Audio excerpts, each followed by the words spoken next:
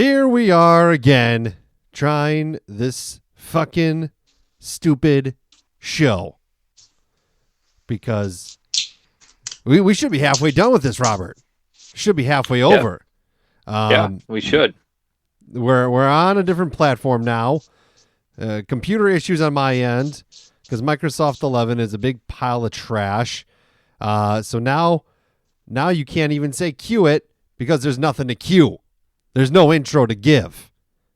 This is what you get. Oh, do I say something? I mean, I don't know. You can if you want to. So nothing comes in post. We're not. I could. Going right into it. I'm just tired. I'm tired, Rob. Oh, that's right. Yeah, that's how we started the last show, about how tired you are, and I said I'm great. Yes, that is what you said. That is what you said. You're great. I'm tired, and now I'm annoyed. Now I'm frazzled. Now I'm. You're very annoyed. Just let it go, man. I've learned this a long time ago. Computer issues happen. You gotta let it go. You're new to being the one that makes us half hour late to record. Trust me, it passes. This frustration, you just get used to it. I know, but I gotta get up early in the morning, and then it's just like Jesus Christ, all because you went to California, Rob. If you were in my living room right now, none of these problems would be happening. This is your fault. Well, the payoff to that is that I have to be reminded that snow is happening in places on the planet right now by my dad, who keeps sending me videos of blizzard conditions up in the UP. Otherwise, I walk outside, I'm like, dang, it is t-shirt weather today. I like it. Must be nice. Let's talk about It is. It really is. Oh, you probably didn't want a response on that. All right, go. Let's talk about the suds. Why don't we? So I'm drinking. I don't have an updated beer, so I'm diving into the world of bourbon once again. Diving into the collection that I have, and I'm drinking Penelope Marshmallow Toast, a limited edition barrel strength toasted straight bourbon whiskey, renowned for its unique and robust flavor profile, crafted from a blend of 3 bourbon mash bills, each aged for 4 years with a 21% rye content. This expression is bottled uncut at 110 proof, delivering a full-bodied experience. Aromas of brown sugar and cinnamon breakfast pastry, smooth caramel syrup, brown sugar, subtle barrel char with hints of butterscotch and creme brulee on that palate. The body, vanilla, graham cracker, complemented by dried cherry fruit nuances, and the finish, a savory roasted marshmallow with a slight spice. The bourbon undergoes full maturation in charred New American oak barrels before being finished in freshly toasted barrels. The process imparts deep vanilla notes in a distinctive roasted marshmallow finish, making each bottle in the Toasted series truly one of a kind. That's what I'm having. In your fancy glass. In my little wee glass, yes. Well, while you take this wee glass, wee taste of bourbon, I wonder what would happen if in 1881 you walked into a bar and ordered yourself a bourbon and took out some graham crackers, crushed them into a fine powder, and you put them into your bourbon.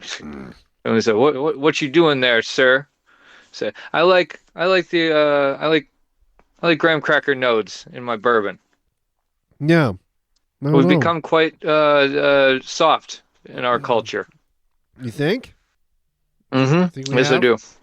Bunch of softies, bunch of little babies. We need the graham. I mean, I'm not gonna lie. That bourbon would still make me cough, probably. It's delicious. It's tasty, and it burns so good. What do you have? I have. This is called a La Cerveza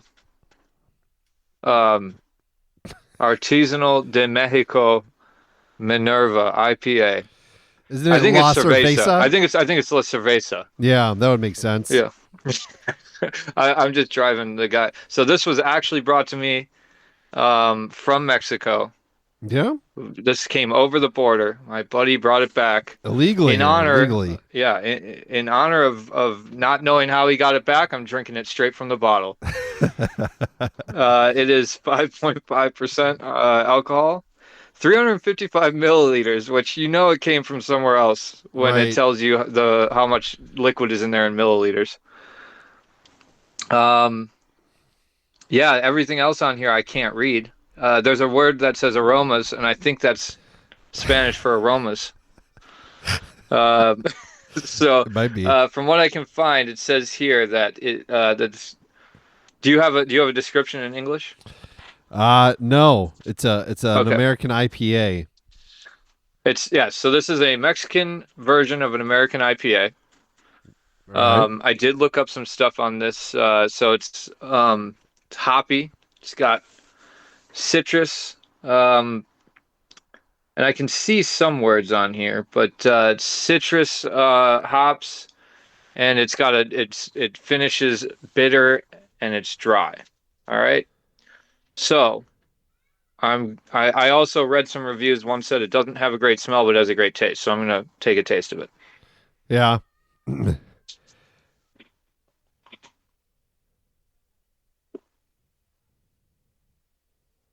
Oh, it is bitter on the back, but it does have a lot of taste to it.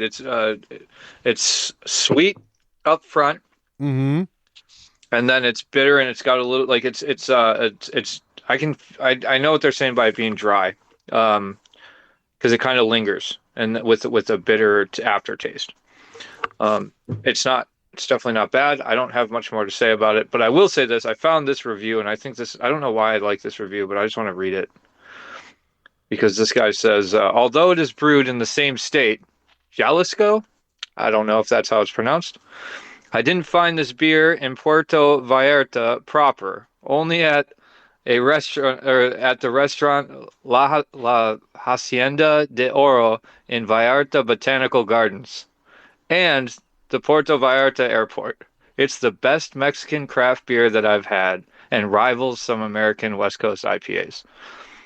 All right. I don't know. I just like the fact that he put also the Botanical Gardens. Yeah. Like it's a great review. Here's where you can find it. Not where it's made, but in the botanical gardens and at the airport. Hey, you gotta go. You gotta travel the world sometimes to find delicious tastes. Well, a couple things that we could discuss, Rob. I wasn't really sure what to talk about. We talked last week. I'll tell you an interesting experience I had, and maybe this is what has sparked my week of just kind of being in the meek of things, I guess you could say. Or there's another word that starts with M, but I can't think of it right now. On Sunday, Minutia? no, on Sunday, I filled up Madison's car with gas. Okay, I do this. I do this when I do this for her every time on Sundays, and then I get in her car. I drive it down to the gas station. I put the thing in I fill it up, right? And I see some garbage in her car. I pick it up. I throw it away. Go inside. Get me a coffee. Get me some other drinks. And I'm like, because Ashton had a basketball tournament that I had to get back home and then bring him to and get going on that. I get back to the car from buying my coffee and stuff like that. And I can't find the key. I have my keys, but I don't have the singular key for the ignition for my daughter's car. And I'm like, oh shit, where is that? So I did check her oil too. So I was like, maybe I put it under the hood on accident. Open the hood, not there. I go inside, I walk around, and I'm looking. I ask the guy, I go, hey, I didn't leave a key here, did I? And then he just keeps on stocking the muffins, and he looks at me and goes, ah. He Yeah, they don't pay him enough to pay attention to your keys, dude. right. And then you're right, but then I was like, you didn't see a key, did you? He goes like, what? I was like, did I leave a key here? He's like, oh no, I didn't see a key. And then someone's like, did you go to the bathroom? No, I'm looking all over the place, looking for it, can't find it. And then it dawns on me, I threw the garbage away. So then I was like, I got to dig through this garbage can. I pick up the 2 bags that I put in originally, and I'm like, they're not in there. So I had to start digging in the garbage. And while I'm digging in the garbage, this guy with a broken back window, not the back window, but the back side window, it's broken and it's got stuff covering it. He rolls his window down and goes, "Hey man, do you need Get a job?" Well, and it goes, "Hey man, do you need a cigarette?" Oh, even better. And I was like, "No, I don't smoke." And then I'm like, I'm looking for my daughter's.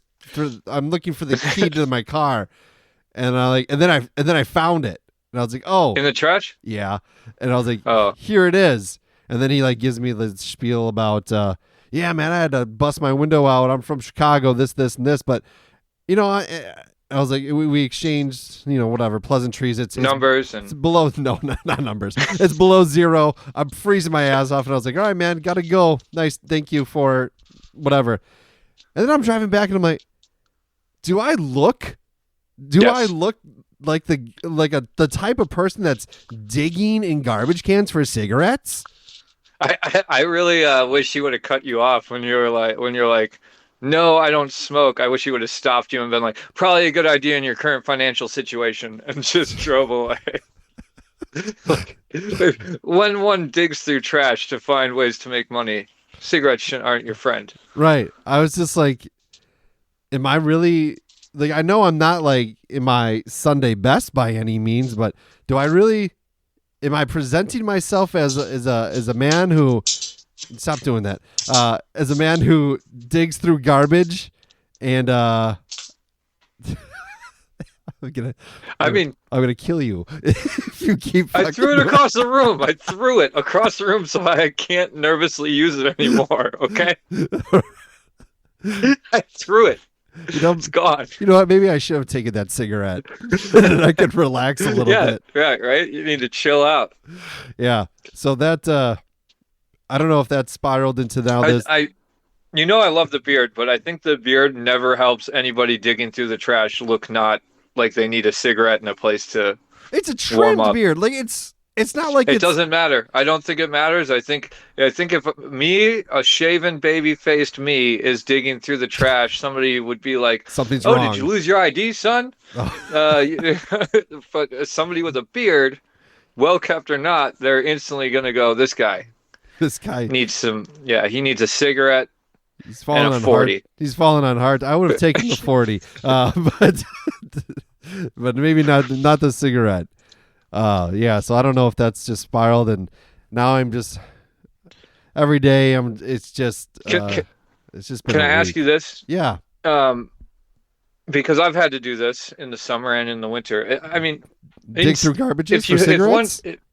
No. Just if one must dig in the trash. Mm-hmm.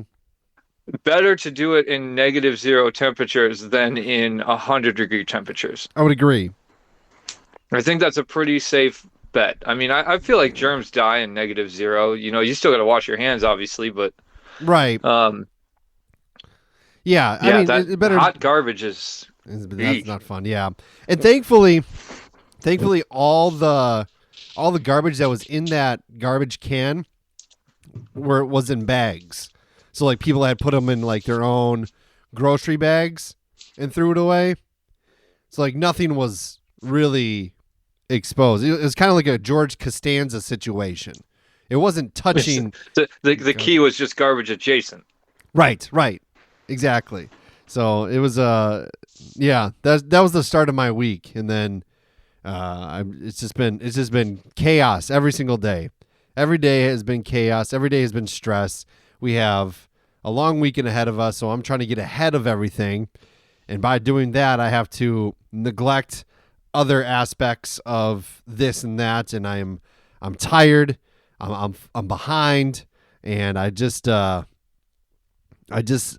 to win the lottery so you all can never hear from me again.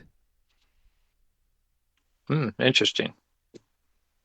I don't think that's what would happen. I think we would hear clearer and with less computer issues from you more often.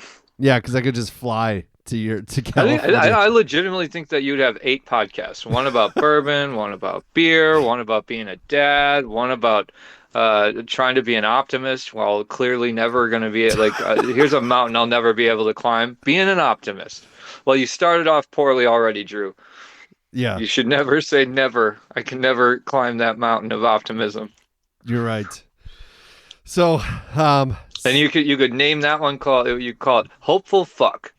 hopeful, It's me. I'm a hopeful fuck. right?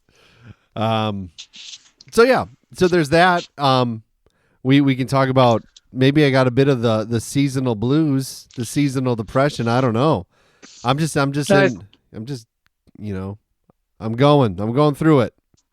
It's I mean that is something that's a real thing. But I'll tell you what, there's an opposing. I would like to talk about the opposing factor to that. If you grow up having a winter and a summer, Mm-hmm. and then like 3 days of good weather somewhere in between those two, on either side, I just don't know where they come. And then you come to a place where the weather is always it's very much the same. You know, it gets chilly in the morning and chilly in the evening. I know that sounds whatever, but for real, like there's no cut and dry. Like this is the end of the year. This is the beginning of the year. This is the middle of the year. It plays its toll a little bit on your psyche as well in a different way, I think. Yeah, yeah, I'm sure it does. But yeah, so just battling life, man. I'm sure I'm not the only one that has these problems. And then just some other stuff that happened today, towards the end of my day. And it's just like I don't want to. I need a day off. I need a day off, but that's not happening. You need to come out here. You need to come out here for 3 to 5 to 7 days. Spring break? Maybe maybe I could get out there spring break. It'd be amazing. And let me know when, because I'll take off time. That would be fun. I can. We'll see. We'll see what I can do. We'll have to go to the library to record though, because this computer can't handle both of us talking. It's the same mic. Bring my own, but no, I don't know if that would work either. But so the other topic that I was going to talk about, and it's a metaphor of life. I think we're all going through this process of life, right? Trying to figure out what it means to be human, Rob. Would you agree with that? I suppose. And throughout human history, humans have gone through this battle and gone through this journey and have searched for the answers of what it means to be human. So much so that on more than one occasion, we have tried to raise chimps as humans. And there's a lot of them. Did you know that? I did not know that, but I'm very intrigued by what you're talking about right now. There are numerous stories of chimpanzees who have been raised to essentially be humanized. And somebody was talking to me about this, and like they watched a documentary about it, and then it got me researching some of these things, and it kind of all begins in like the 1920s. Was that documentary called Rise of the Planet of the Apes? No, the new one looks really good though. The Soviet human chimp hybrid experiment involving a person who tried to create a human chimp hybrid, a humanize, by artificially inseminating female chimps with human sperm. That didn't work. Didn't work. I'm trying to think. I'm waiting for the next name. So you got a humanize. What was the first one? The Soviet human, the chimp hybrid. The Soviet human is a chimp human hybrid. The chimp, the humanize is a human chimp hybrid. Yeah, that was the Soviet human. They tried to do that, but it's the same thing. Okay, I thought that you were gonna rattle off like the Chuman. No, the Chuman. I like that, the Chuman. So that didn't work. That didn't work in the 1920s. Fast forward to the ripe year of 1931. They're like, okay, well, we know we can't create the hybrid. Just look at the human Z. or the Chuman. The Chuman.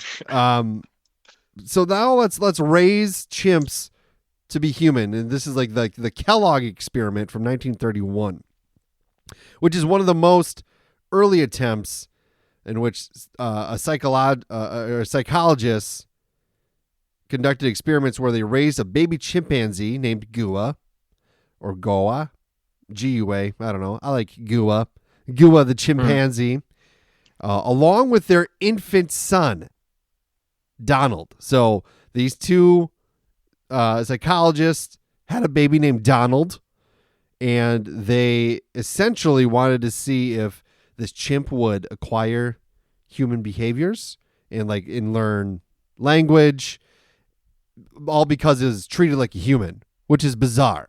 I don't know why the outcome you would want, but yeah, because we know chimpanzees learn some human language, right? As far as a lot of times, I think it's sign language. Well, I'm curious because there must be some kind of a motor skill or something that doesn't allow chimps or apes to phonetically pick up our language. Mm-hmm. I'm not sure what that is. Maybe it's the size of the tongue or the position of the jaw, or I don't necessarily think that it would be something in the brain. I'm not But, sure. Because it's like parrots can pick up language, but they can't. I don't think that they can use it thoughtfully. Right. Well, So that's like the question is, are you trying to get a chimpanzee to ponder things and problem solve like a human, or turn them talk into and dress like a human? slaves. Yeah, I don't know. Or yeah, what the ultimate goal is, I don't really know. But what happened is it kind of went the other way. Little Don, he started grunting and imitating chimp-like behaviors. Maybe throwing some feces all up in that house. yeah, because we're actually more animalistic than animals are humanistic. Yeah. And I would imagine you're training your son that, hey, the chimp gets special treatment because it doesn't know what the heck it's doing, so we have to give it more love and attention to try and bolster its humanity. In which case, I mean, I have no idea. I'm just spitballing here. I've never read this case study. I don't know. That could be, that very well could be. And then they stopped it after 9 months because they're like, well, Donald's all screwed up now. We've lost Donald. So now I guess we gotta try to reverse all this trauma that this kid now has gone through. Like 10 years later, somebody's like, "Hey, so how's the old chimp Donald experiment going?" And they're like, "Well, they both get the same grades." I'll say that. I'm not going to say what their grades are, but they both get the same. They're getting the same grades. Well, yeah, Gua or Goa, whatever the hell his name is, was returned to the Primate Research Center. Defective chimp. My mind instantly goes to the fact that these people went to a place called the Primate Research Center and said, "May we have a chimp to experiment with, please?" Oh, what kind of experiment? We're going to experiment with our son. Our newborn son will, and we're just going to put him, they're going to share, they got bunk beds, and we're going to put the chimp on the bottom because we want to see what happens. Yeah. That could be a good comedy. Yeah. And 10 months later, they're like, "Take him back, please." Oh, the bottom bunk thing didn't work out so well, did it? Yeah. Shocker. Here you go. Here's the monkey back. And our kid is now acting like one too. So here, you can take it as well. It's like a Tusk situation. Have you ever seen that movie? I have seen that. Yeah. Yeah. At the end, he embraces his wall. I don't want to talk about the Tusk ending, please. Makes me want to vomit. Why? Because imagine it shows A, that we're programmable, and B, imagine being in a situation. It's like that movie. What's that movie where the guy he like falls into alcoholism and he becomes the thing that eats whatever they throw into the cage so he can have a drink. It's got like Hugh Jackman in it or something. The Greatest Showman? I really don't think that's how The Greatest Showman ended, is it? No, it could have. It is. I don't think I made it through that. Could have been The Greatest Show. Yeah. There's a movie that's legitimately about how you don't want to end up being the freak that eats like live chickens and whatever people throw at it. Because, but it's really he's just an alcoholic that embraces his disease and will do whatever it takes for another drink or whatever. Those kind of movies make me sick to my stomach because it's taking choice and willpower away from people, which is not hard to do, I don't think.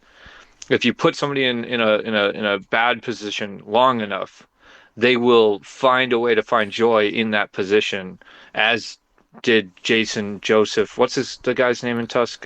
Justin Long. Justin Long. I knew it was a J name. Um, I'll find joy in salmon because I hate trout. And yeah, I don't think he was Uh, really enjoying his situation at the end. Actually, he I know, just but you embrace it because you don't get punished anymore. It's not, it's like that's not being happy, that's being content. And that's okay. what I don't know, it's a visceral reaction to me because you have no choice but to embrace that lifestyle in the ends of those movies. So if you actually put yourself in the character's position and you go, they don't like this, but they are acting like they like it because that's the only way to get through it. That's like when we worked at that place, that terrible dark place that we worked at for so long, and you would go in every day, and people go, "Living the dream, man. I'm living the dream." Yeah, who are They're they not. trying to They're, convince? You or themselves? yeah, yeah. It's like, don't tell me you're happy here, but that's, you do what you can to get through. But that maybe I'm looking too much into your analogy was. I like the movie because it makes me feel bad, but I don't like the movie because it makes me feel bad. Yeah, I've seen it. it's a wild Short movie. answer. I've Well, seen the movie. it's a wild movie, nonetheless. Um, so now, Gua goes back to the Primate Research Center. And then we're jumping to the '60s, and this is Lucy the chimp, a chimp raised like a human again. They're like, At look, least they got the name right. Like the last one, it's like names are so important. Don't name your human your Chuman with a chimp name. right, Give your Chuman a human name. right. That's Lucy. Lucy the human. I'm gonna start calling people that. You're a human. um, so this one, another again, psychologists are doing wild shit. Maurice and Jane Termlin raised this chimpanzee named Lucy as if it were their child. Clothes, ate with silverware, drank gin and tonics. Lucy got down. Lucy could have been on the Porch Pint Society, sipping the gin and juice, laid back with mind on her money, money on her mind. American Sign Language, she knew it, over 100 words. And then, and this is the problem. And I think, She only used the one though. That yeah, gin and more tonic. drink, more gin and juice, please. Here's the problem, and I think this is a great representation of kind of where we are at and where so many people are, myself included at times. A lot of intelligence, but Lucy struggled with her identity, became overly attached to humans, and couldn't integrate with other chimps. No shit, right? Isn't that the point? You and I couldn't integrate with chimps if we tried because we're human. I think I think I could. I think I could do it. I like bananas. Could you That's eat all it takes. could you eat bugs off of your Okay, no, I back? couldn't actually integrate. You're right. You're right. Um, I would argue that intelligence is the gateway to self, like looking for your true self is the first step to losing your true self. Because too much introspection just leads you in circles, and that creates anxiety and depression. And I do kind of think that the more we think about ourselves uh, philosophically, the more we there's people out there. The happy people are the ones that are just like, it's 1 foot forward, left foot, right foot, left foot, right foot, bang my hammer, make some money. It's the people who are trying to figure it all out and what our point is here and what we're doing. I feel like those are the people that have all these like things where it's like, please give me some pills for this, or please give me some pills for that, or let me smoke this weed to dull that down. Um, and that's on the rise. It's been on the rise for a while. Mm-hmm. So it doesn't surprise me that a chimp raised like a human would have severe, separation issues, especially once if you try to reintegrate them back into chimp society. That's cruel. It's terrible. What do you think the like inner monologue is like? Is like, am me chimp or me human? You know? I mean, yeah. I mean, I would say, juice, no gin. um, Lucy's story ends with some sadness. Actually, became too Great. strong and too difficult to manage. Went back or was sent to a chimp rehabilitation center in Africa, and then was later killed by poachers. Well, that went down a deep, like, just wow. It That went downhill, and then it really just went right off a cliff. yeah, that's I was sitting here going, they have a chimp rehabilitation center in Africa. That's kind of nice. I didn't know that the back door where they released the rehabilitated chimps was into a poacher's freaking grasp. country where they. Well, I mean, the moral of the story is you learn a lot of things. You work hard. You struggle with finding who you are, and maybe you figure that out. Maybe you reach out for some help, and then you get killed. Yeah, there's nothing more human. So if Way to go, anything, Lucy. mission complete. Yes. Successful operations on the Lucy the Chimp front. I mean, Congratulations, Lucy. You are Chuman. did you ever watch that monkey rescue show or Mm-mm. chimp rescue? No. I mean, Lucy at least got a chance to live a life in a certain way and be rehabilitated back into a chimp before evil humans found their way into her path. But Yeah.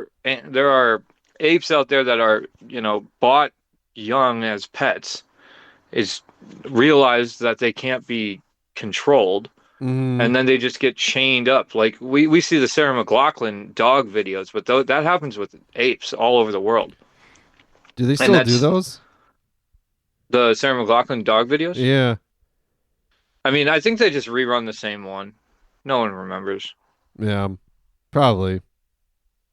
But Uh, those dogs are all rescued and happy, and they'll live forever. there's a lot of ape stories, man. And it's just when does it end? Why are we making these people these chimps trying to do things they're human? I don't understand what the outcome is, or what's it gonna do? Nothing. Well, Return turn them war monsters. I wonder if it's trying to prove something about our origins. I'm not sure about that, but it's like if you can make in one generation an ape all of a sudden start to act human, Yeah. Well, and then maybe have like a real study would be to raise two apes as humans, get them as close as you can, and then let them have a kid, and then raise that kid as human and see if it gets further. I feel weird even saying that out loud because that sounds so terrible. yeah. Um, Well, there's one thing we know is that chimps are capable of warfare because Jane Goodall made that discovery in Gombe Stream National Park in Tanzania. There was a group of male chimps who split from the main troop and systematically hunted and killed members of the opposing group over 4 years. So this is the only other animals, the only other species ever observed in engaging in coordinated battle, coordinated war, challenging the view of others. it's not surprising to me, but that's like it's like the Lord of the Flies. Like it's so easy to watch. You can take humans and put them in a chimp situation or an ape situation, and they will revert to just those like basic emotions. Yeah. Um, it's interesting to hear that apes can hold grudges that last over 4 years, and systematically they will wipe out another subsect of their species. That's interesting. I thought that elephants did that, honestly, but I don't know why I think that. I just came in my head. They look like they would war with each other. Yeah. I don't know. It just yeah, that's what I got.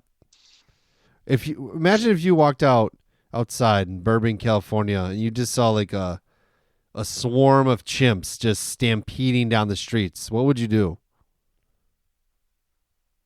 I'd probably like act a little chimpish. Just Yeah, get like low to hunch the over, ground a little bit. drag your knuckles a little bit. My ears are perfect. Like they'll help me.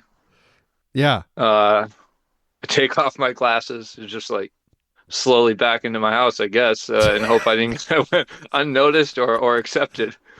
I think I'm unmurderable by humans and by chimps. I'm going to say that right now. I think I got this.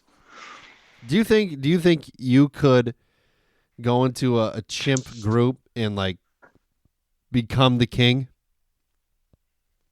No, I don't think I could because I don't think I'd want to, which is why they'd hoist me onto that throne. I thought you were gonna say petard. I was thinking about it. I was this close. I was so close, but I didn't want you to go, what does that actually mean? And I'd have to be like, definitely means a chimp throne, dude. Yeah, yeah, Um, yeah, that's the chimp king is only king because he's only right to be king because he knows that he shouldn't be king. yeah. But same goes for all positions of power. I don't care if you're the queen ant or the Or the president of the Gulf of America or whatever. red, white, and blue land. Yeah, I will say I heard. Did you hear anything about this Mountain Dew conspiracy? Is this No. too much of a is this too much of a like non-segued shift? Well, if we are indeed Chumans drink the Yeah, Dooman. it's a Dew, man. Chumans to the Doomans. Uh, there's a I just saw this thing that, and I have not researched any of this, but I would love to do a deep dive into this. That apparently there are flavors that when Mountain Dew releases certain flavors, the title of the flavor can not always, but sometimes correlates with a disaster that comes up in the future. Hmm. So like there was like one that's like red, white, and splash, Mm-hmm. and 3 months later, like a bridge collapse that had America in the name of it or something. I'm getting this wrong because I just saw like a short video, just doom scrolling through Instagram. But there's another one that there's a blackout flavor that was like released right before a massive blackout. Depends on what part of the world you live in. Yeah. The big one was there was something that was I forget what it was. I think Code Red was released 3 months before 9/11.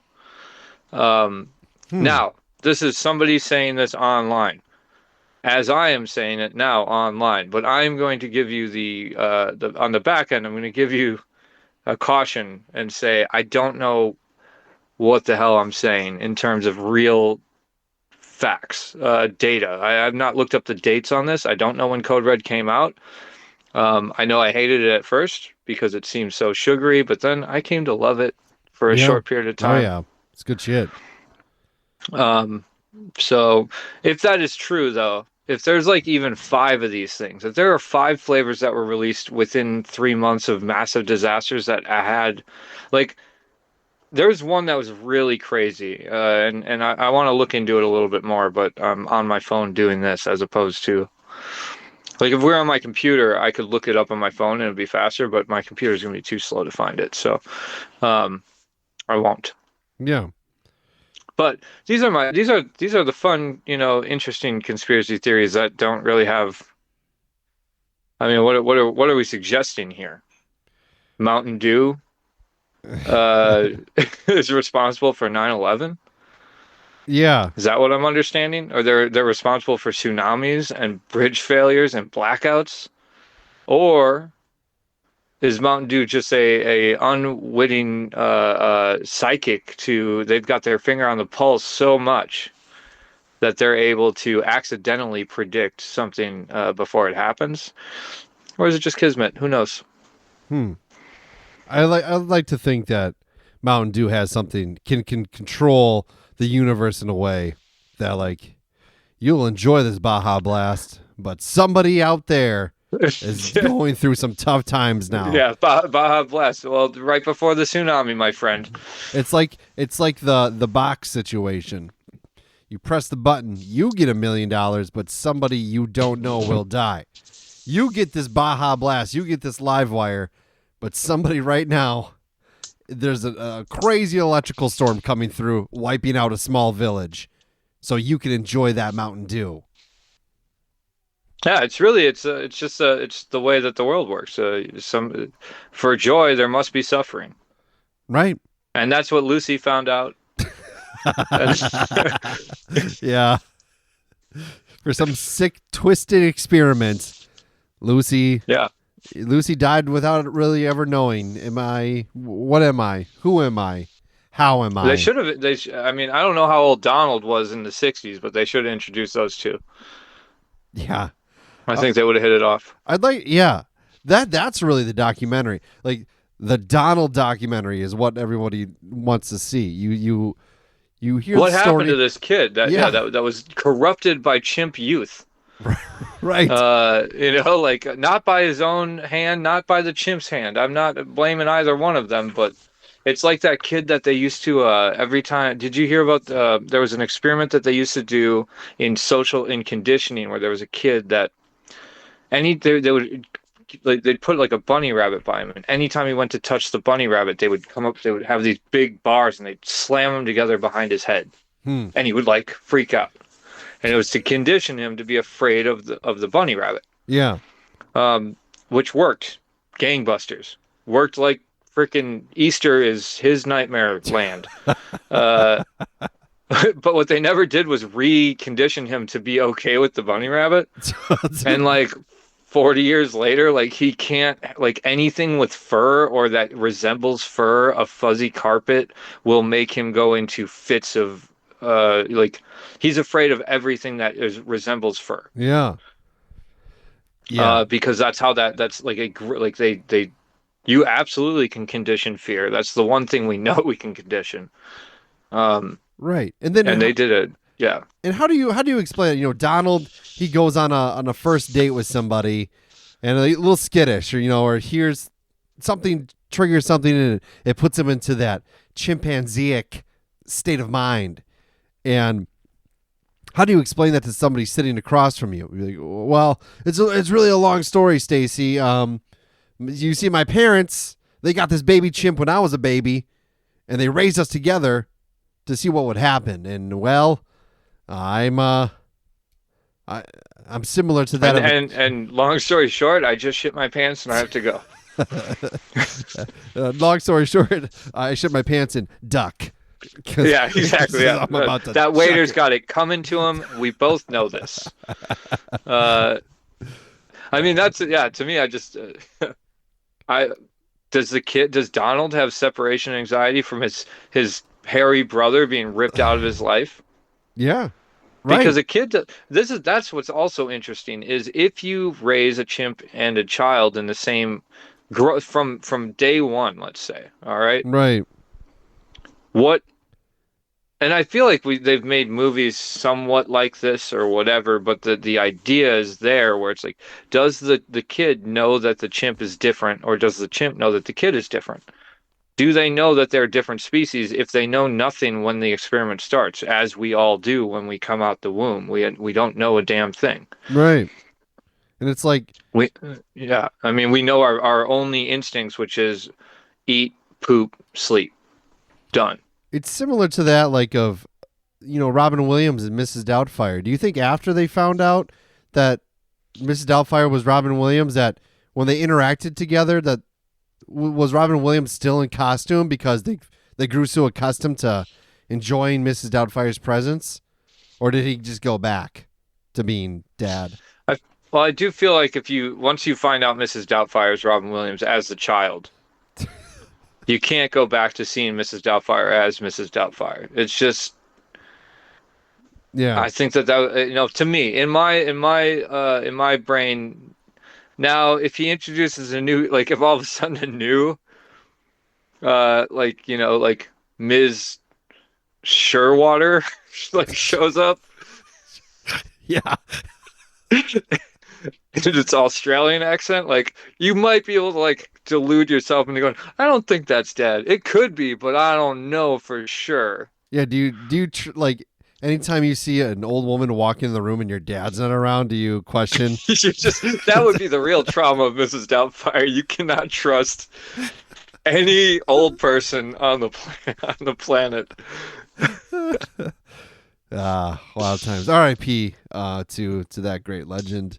They were gonna make a sequel to that movie, and then he passed away. What was it called, Mr. Showwater? I Sherwater? wish it was called that. 'Cause that would be. I don't know. Yeah. Well, it's like, how do you make that? How do you make that movie again?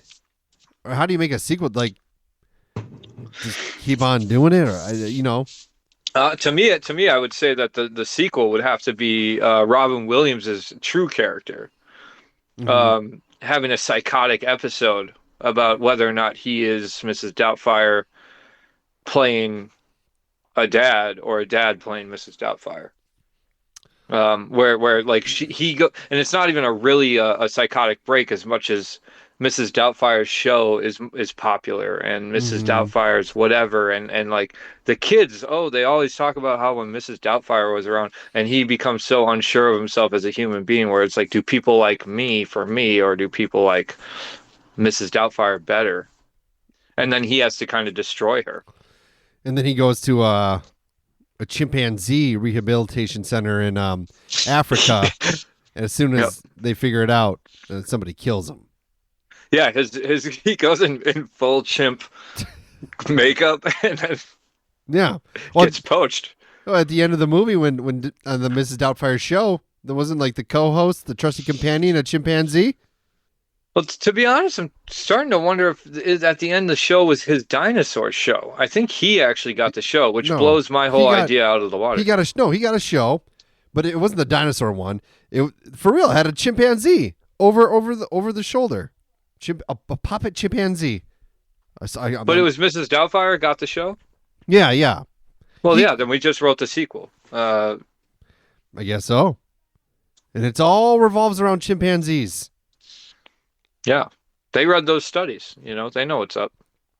I Indeed. mean, really, I think the people who wrote the newest Jurassic Park read those studies and they're like, let's just do that with raptors, though. Yeah. Stupid. There's gonna be a hybrid raptor in this one, the X Rex or some shit like that. They were not supposed to make another one after the last one. Yeah. But they're doing it. They're going to keep doing it, but I beg everybody on this planet, everybody that listens to this show, which is what, 8 trillion? What are we at? 8 billion people? I think so. That's what yeah. Uh, please don't go see something because they say it's the last. Don't tune into a show because it's the last season. Yeah. Because as soon as you do that, then they go, look at these ratings. This is ratings gold. We can't cancel it now. Unless you want it to stay on the air, I get it. I get that. But sometimes you got to let things go. Yeah. Look at how many final farewell tours Motley Crue has had. They're still going. Yeah. And they should have stopped a long time ago. It's all because a bunch of people said, it's my last chance to see them. And then they're like, well, I guess we could do one more, right? I mean, look at the ticket sales. Right. Let Motley Crue die. Right. Indeed. And with that, we bring you to the conclusion of this episode. An episode full of reflection, finding out who we are, and being empathetic to our next of kin in the animal kingdom, the chimpanzee. Rob, I drink Penelope bourbon, the toasted marshmallow. It was delicious. It's empty. I liked it. I drank the Minerva IPA. Which also Minerva is the largest, I think, brewery in Mexico. I think they said, or most popular. Nice. Um, Makes me a little burpy, but I also drank it from the bottle. So I did see on some reviews that pouring this into a glass, it has a decent amount of head. Hmm. So that's going to, be part of the reason for that. But this is a really good beer. 5.5% has a lot of flavor for it. Um, I'm not a huge fan of the bitterness on the aftertaste, but I would drink it again. Hell yeah, man. linktr.ee/ dudes with brews for all of our link trees, for all of our links, for social medias, merchandise, and links to the show. That's the place you need to go. I didn't mean to rhyme. Have But you yourself. just didn't have the time. Didn't have the time. Time is of the essence, and we have none. God bless America. We need it. Yeah, I was going to say, don't end on that. But that was perfect, actually. We do need it.